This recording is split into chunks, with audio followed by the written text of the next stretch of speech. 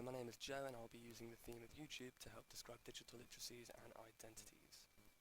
In this presentation I will be discussing identity and digital literacies in education settings which use YouTube. Within this I will explain the semiotics and socio-cultural aspects of using YouTube and how it is being used in pedagogic practices in schools. YouTube began in 2006. Within 18 months of its launch, 45 million people had viewed the website, clocking a total of 3,500 years worth of content. Today there are a plethora of YouTube account holders who display their identity socio-constructively through these use of styles, comments and visual displays. These visual displays or visual texts are a form of new literacy, a type of literacy which over the past 3 decades has been considered as an essential to navigate and evaluate information using multi-literacies, to develop identities and to help communicate socially in a number of contexts. In relation to YouTube, which was banned in my school, has now been integrated into a mass amount of education, including hosting TED-Ed channels and YouTube for schools. Even what you are doing now is hosted by YouTube. Hilam Vasudevan believes that by developing reading and visual literacy could help student readers enhance their reading skills more efficiently.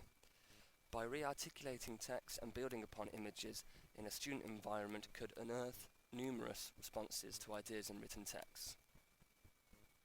Think about it, the first time you learnt anything was not through written text but through other meaningful communications, whether it being visual, audio or proxemics.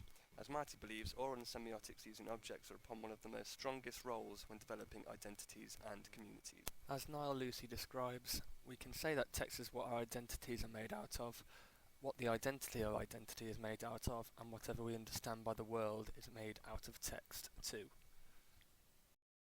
Lucy's description then begs the question as to why practices of YouTube were banned within schools, regarding the distraction from work and the difference from the standard school curriculum. I'm not just talking about studying exams, but the building of one's own digital identity.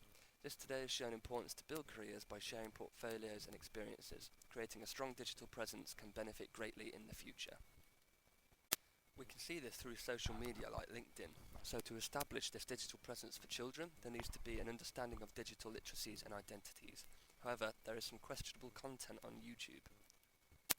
These being racism, sexism and violence, etc., which means teachers need to apply a new discourse to battle this problem. Teachers using YouTube can monitor and teach critical skills like reading, writing and visual awareness. This can help highlight these texts and direct them away. This will be needed to help identify socially unacceptable texts.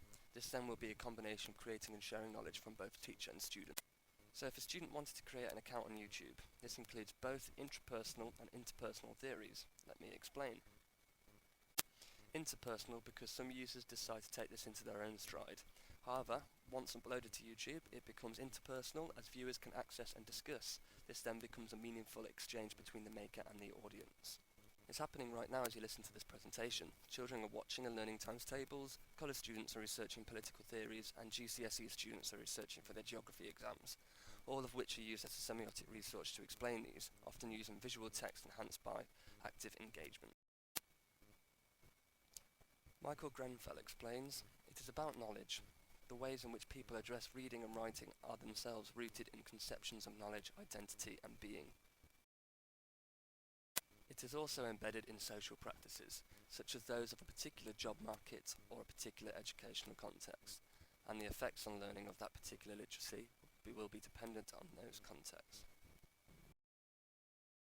As I speak to you now, there have been many forms of semiotic resources, such as written text, imagery, colours, and audio.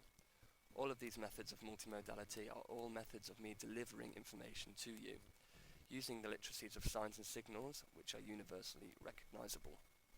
As Terence Hawkes describes semiotics, every speech act includes the transmission of messages through languages of gesture, posture, clothing, hairstyle, perfume, accent, social context, etc.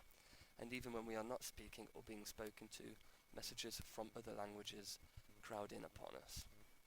The same goes for many other images, which can be transferred through many different cultures and communities, which are recognised in classrooms all across the world, for example maps of the world and times tables.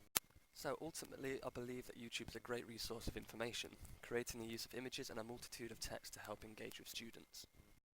Using YouTube could create intrinsic views for children by becoming more interactive and attractive to watch. And thank you for watching.